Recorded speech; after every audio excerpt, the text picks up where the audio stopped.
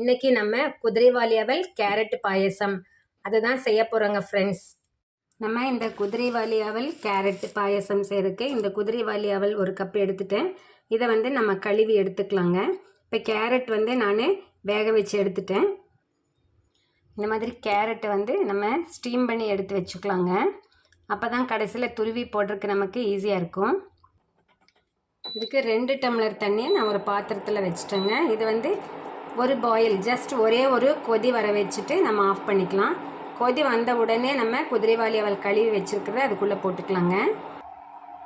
இந்த மாதிரி அவலை கழுவி எடுத்துட்டோம். நம்ம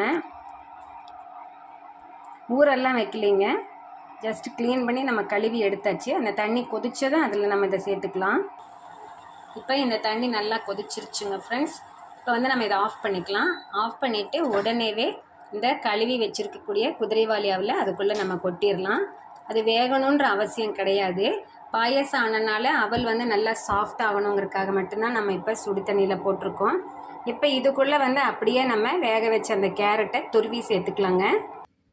நம்ம இந்த மாதிரி சேர்த்துட்டோம். அவல் பார்த்திங்களா, சுடு தண்ணியில் நல்லா அப்படி உப்பி வந்திருக்கு. இப்போ நம்ம சர்க்கரை கண்டிப்பாக சேர்த்தக்கூடாது. அவல் கெட்டியாக ஆகிடும் இறுகின மாதிரி. அதனால் கடைசியில் நம்ம இதோட மற்ற பொருள் சேர்த்துவோம் இல்லைங்களா. இப்போ அதாவது நெய் விட்டு அந்த பாயசத்துக்கு போடுற அந்த பொருள் எல்லாம் நம்ம தாளித்து கொட்டிட்டு கலக்கும் போது நம்ம சர்க்கரை சேர்த்துக்கலாங்க. நம்ம இப்போ பாயசத்துக்கு போடுறதுக்கு முந்திரி உடச்சி வச்சிட்டோம். கருப்பு திராட்சை, அந்த ஒரு சந்தன கலர் திராட்சை ரெண்டையுமே எடுத்து வச்சிட்டோம். ஒரே ஒரு ஏலக்காவை நம்ம நசுக்கி எடுத்துட்டோம். ஒரே ஒரு கிராம்பு இங்கே தெரியுதுங்களா, அதையும் நம்ம நசுக்கி எடுத்துட்டோம். இப்போ இங்கே நம்ம நெய் ஊற்றிட்டோம். இப்போ நெய் காஞ்சதும் இது எல்லாம் போட்டு எடுத்து நம்ம அந்த கேரட்டும் அவலும் இருக்கிறதுக்குள்ளே நம்ம ஊற்றிடலாங்க.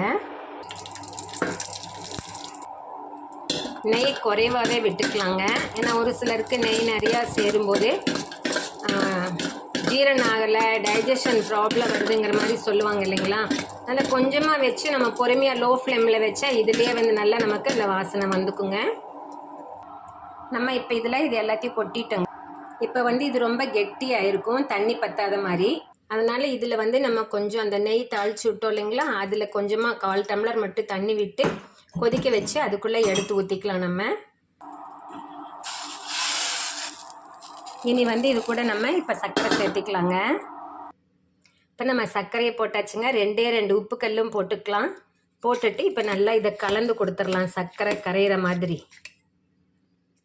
இப்போ நமக்கு சுவையான குதிரைவாலி அவல் கேரட் பாயசம் ரெடிங்க ஃப்ரெண்ட்ஸ்.